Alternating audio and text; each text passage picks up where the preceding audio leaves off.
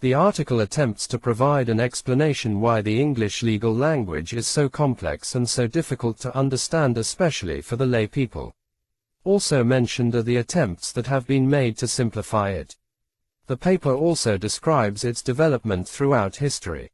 It maintains that legal English is the result of history and political and social processes ongoing in the given historical period.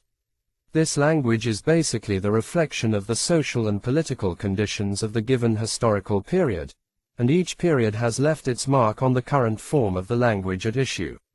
It reflects the influence of Anglo-Saxon mercenaries, Latin-speaking missionaries, Scandinavian and Norman war tribes. As it is highlighted further in the text, English has been used in various types of legal documents at different times. Last wills and testaments started to be drafted in English around 1400. Laws were written in Latin until around 1300, in French until about 1485, in English and French for a few more years, and exclusively in English since 1489. The paper contains a number of the words and expressions related to law which are used even today and provides their etymology, at least as far the language of its origin is concerned. Also provided are expressions that were replaced with new ones, simpler, more understandable legal terms within reforms. Keywords: English legal language, Old English, Latin, law French, history, social and political development, linguistics. Historical background to English legal language. Journal of Modern Science Tom 2, 37 2018, p. 117-126. DOI 10.13166, JMS 92522. Arena S. Schneiderova. Faculty of Law, Maciej Bell University in Banska Bystrica, Slovakia. Anna Schneiderova at sk. Anna Schneiderova. Introduction. It is widely known that the language of law, and not only English, is in all its complexity the result of conservatism in the legal profession and its respect for history and tradition. Baslik and Ambras, 2008, page 9, state that the language used by lawyers is so difficult to understand that attempts have been made to simplify it.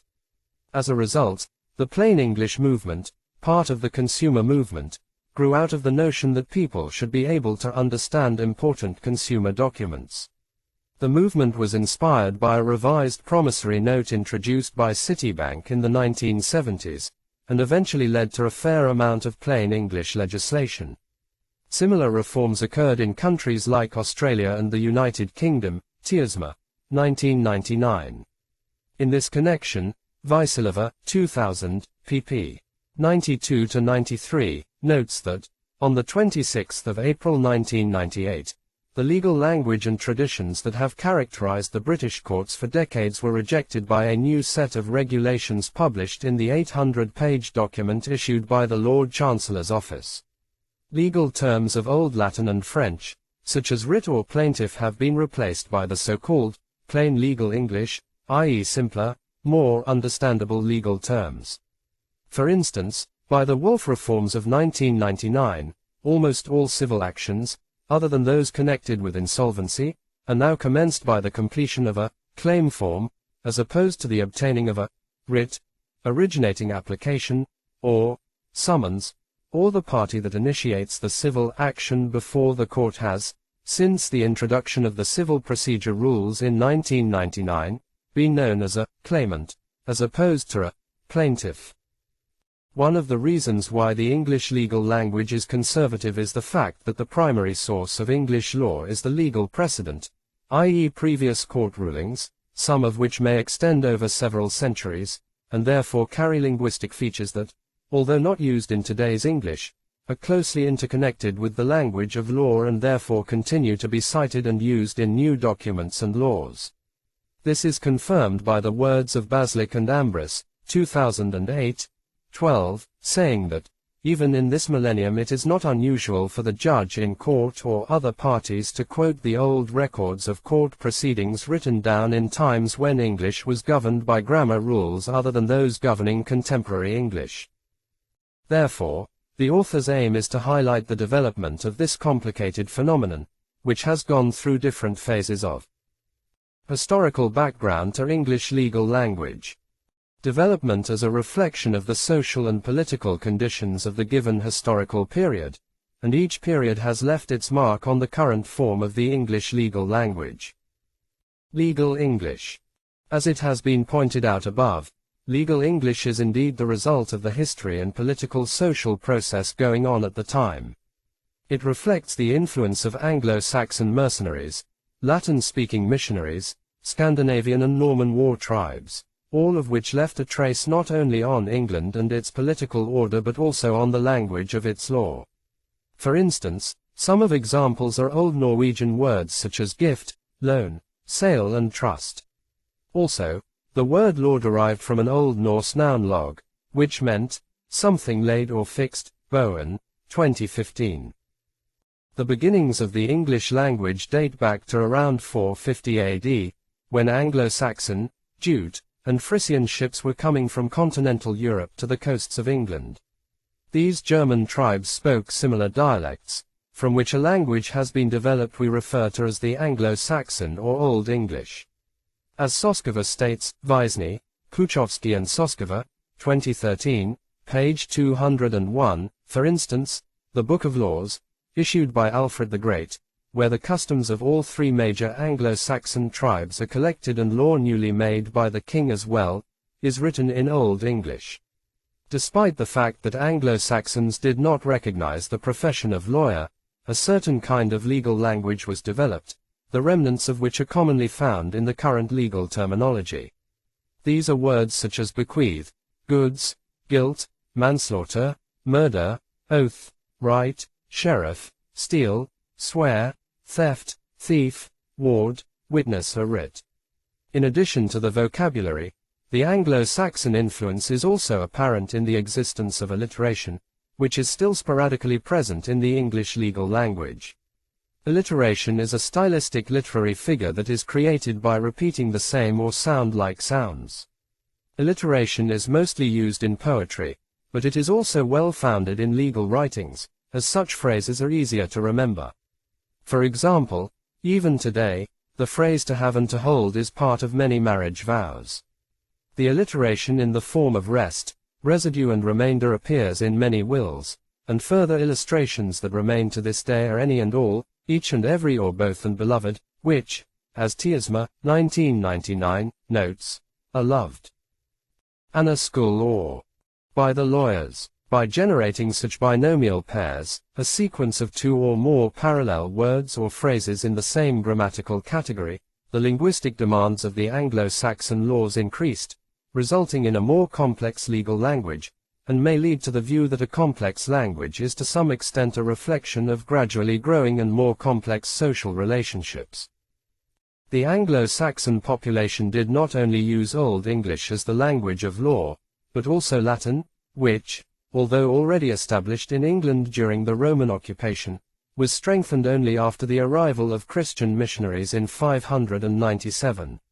Soon, it was not only the language of the Church but also the education and schooling in general.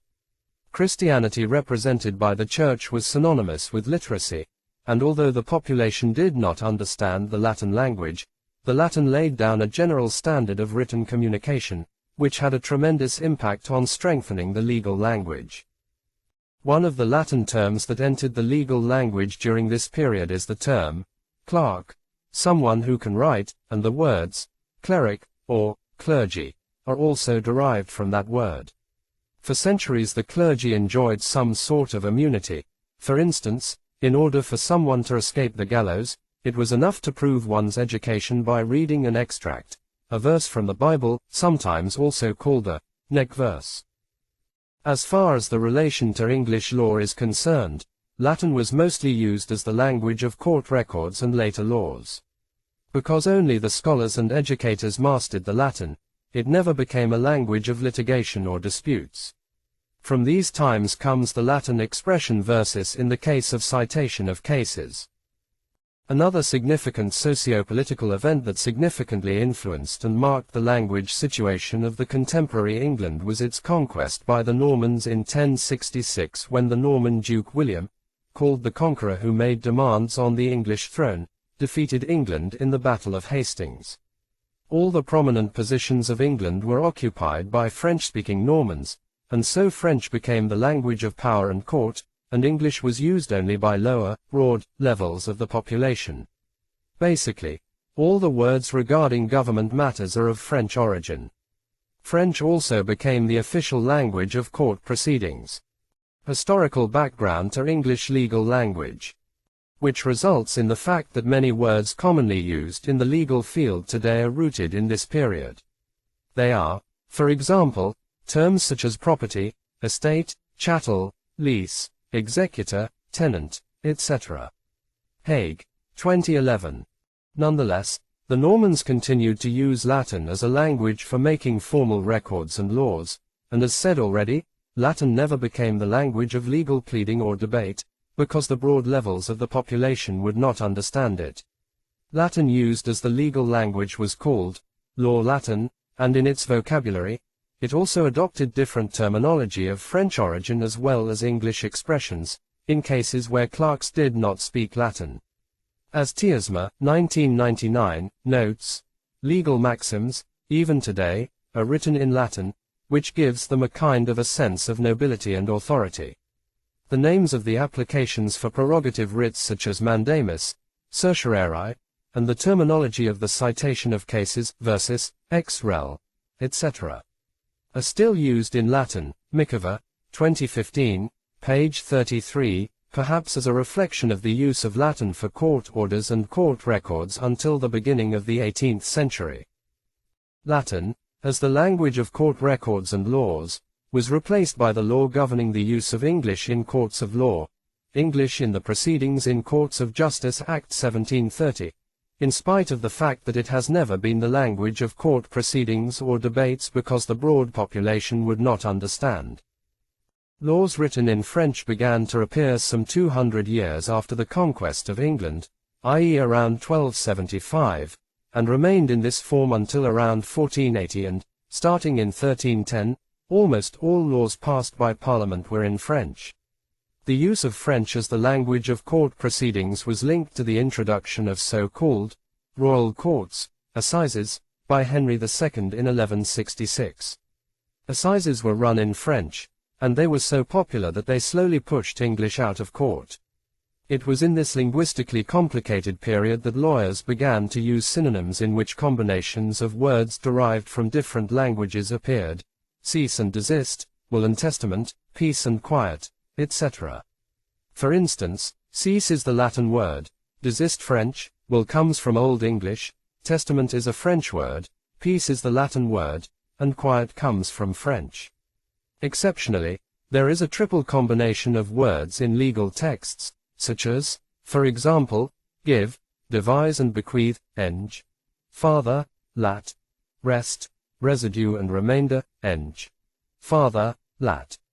The use of these combinations, annuscule or, was intended to ensure a better understanding of the text for all levels of the population and was aimed at terminological clarity. In time the pleadings changed from oral to written, so the texts were subject to increased scrutiny, and those who did not submit their pleadings in the prescribed form were excluded from the proceedings. Cases have often failed due to minor linguistic inaccuracy. As a result, a new class of professionals, lawyers, has emerged. These created legal texts in all three languages. The lawyer became a guarantee of accurate formulation, which was a prerequisite for a successful litigation.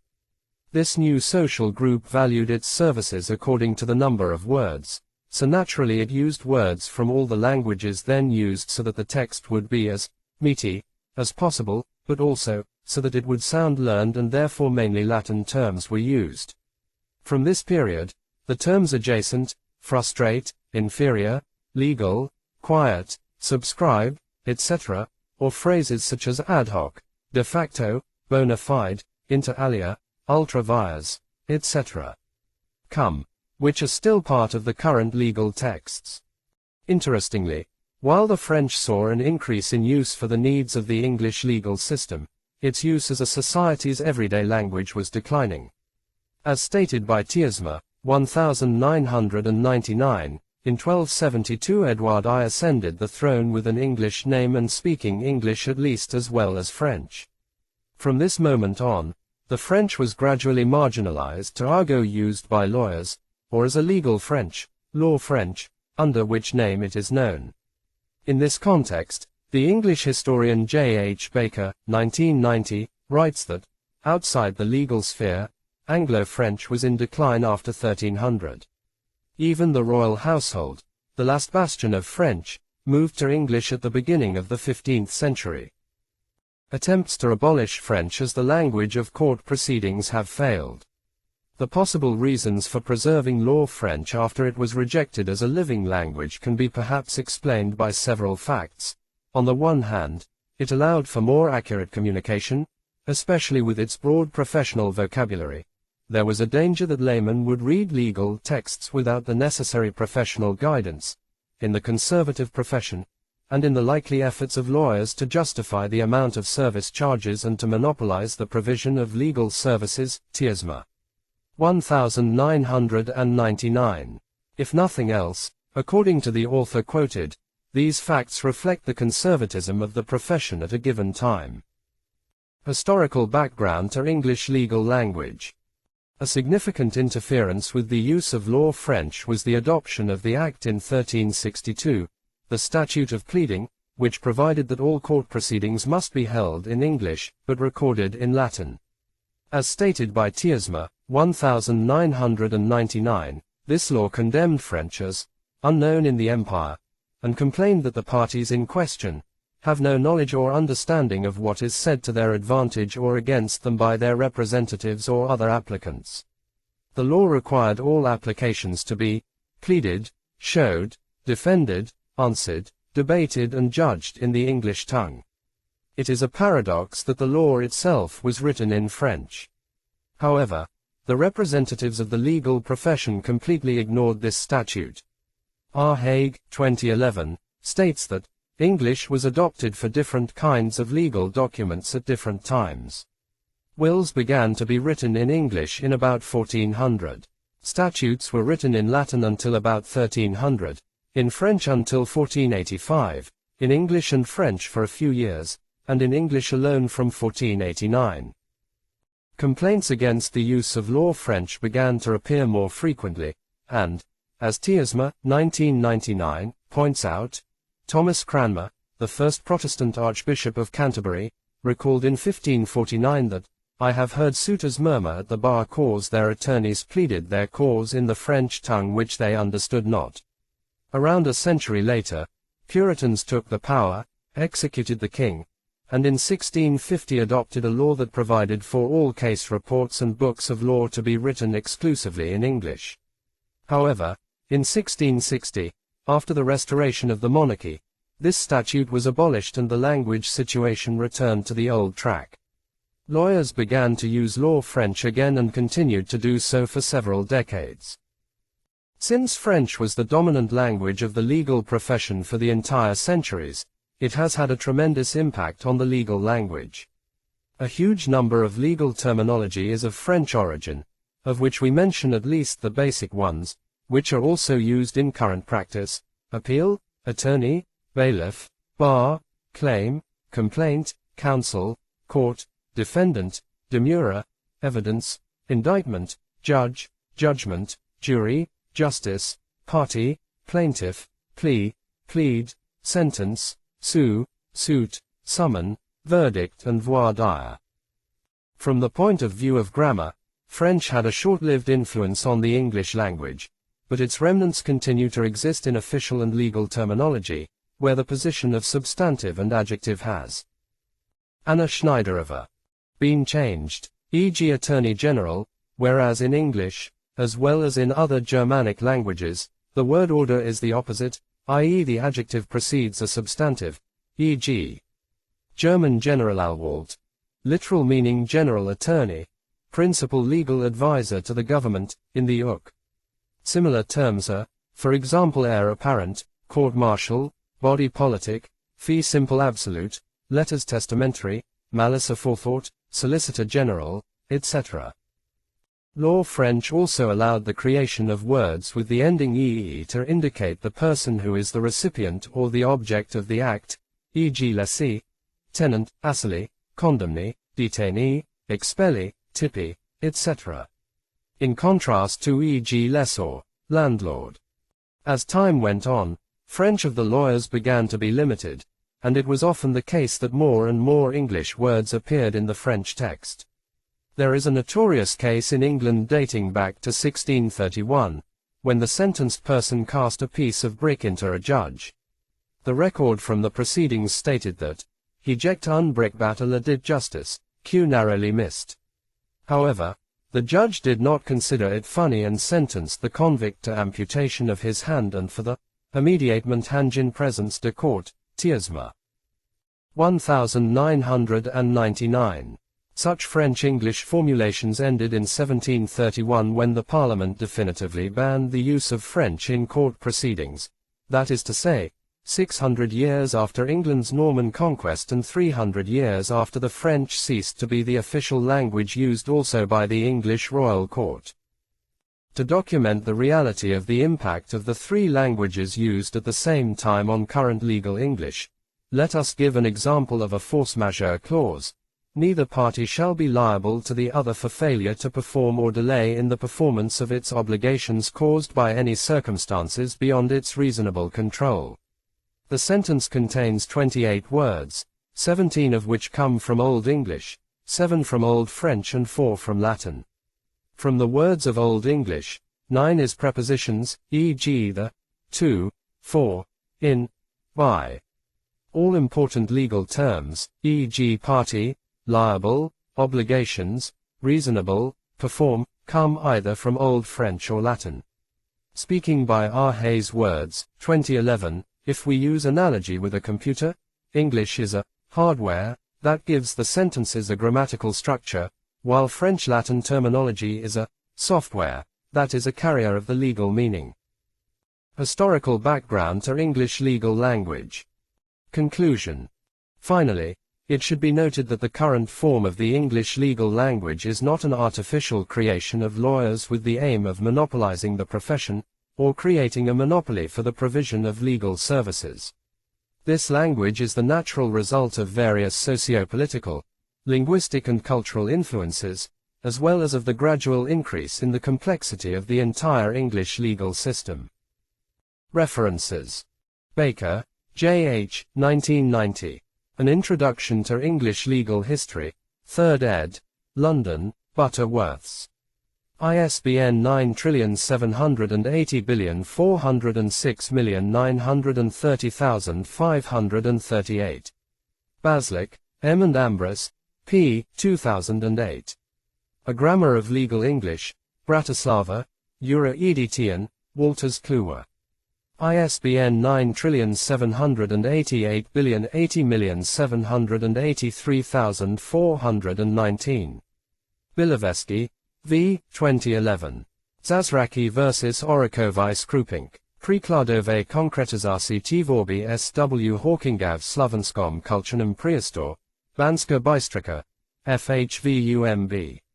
ISBN 97805505422. Gorbris, T., Jaga, R. 2016. Najstasi Prawo na Słowensku. Pokaz o rekonstrukcji przedsięlomatowskiego normatywnego systemu, Bratislava, Wolters Kluwer. ISBN 9780881685071. Jaga, R. 2014. Development of terminology indicating the legal status of the lowest class of population on the territory of Slovakia during the Middle Ages, Journal on Law, Economy and Management, London, STS Science Centre, Volume 4, No. 2, pp. 92-97. ISSN 2048-4186. Jaga, R. 2015. Jazykowodna analiza pozycja starosłowiańska tomnów prawda, Prawo vs. Rastislavovom poselstwie, Notitia novae facultatis Iridicae Universitatis Mathiae Belli Neosoli, Volume 19. Banska Bystrica. Vydavatelstvo University Mateja Bella, Bellianum, pp. 81-92. ISBN 9780555711003. Jaga, R. 2014. Nomocanon. Pravnohistorica Analyzer a Transcript, Banska Bystrica, Vydavatelstvo University Mateja Bella, Bellianum. ISBN 9780555706870. Jaga, R. 2015.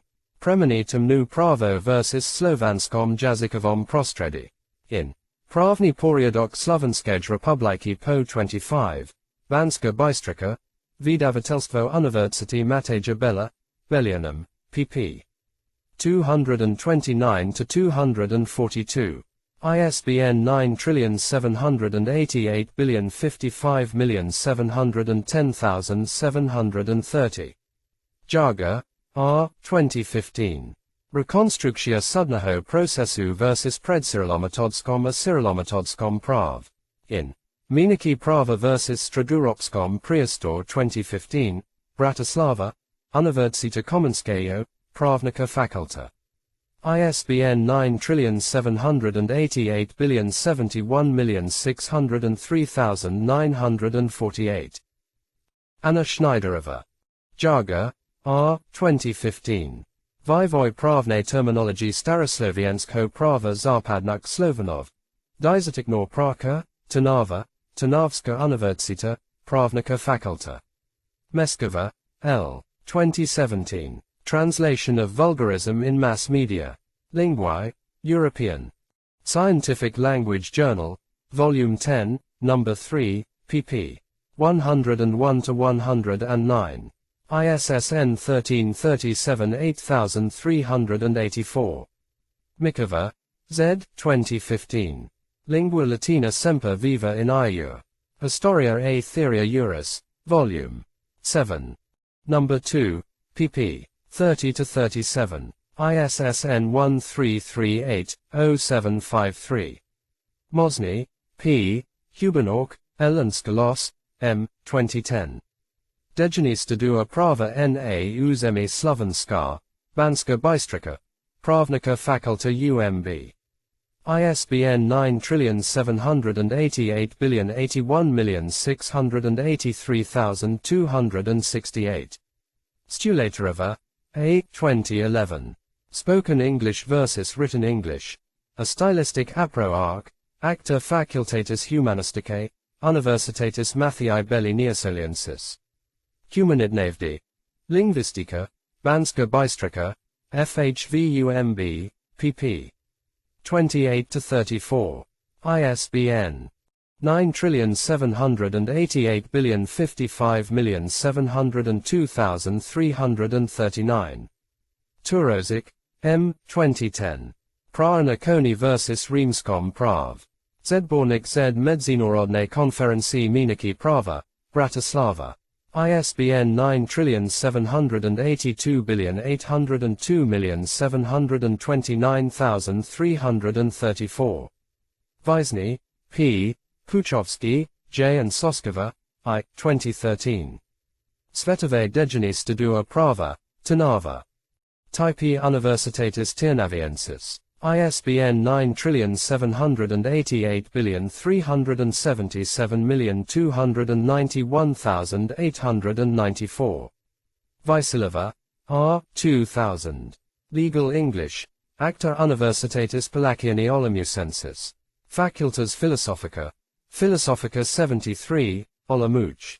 ISBN 8070679993X. Internet sources. Bowen, C. 2015. Where Did English Come From? Ch. V equals Eastgens 7y, Access 12 May 2018. Hague, R. 2011. The Origins of Legal English, M/2011/01/origins-of-legal-english.html, Access the 27th of April 2018. TIASMA, p. 1999. Legal language. HTM, access the 27th of April 2018.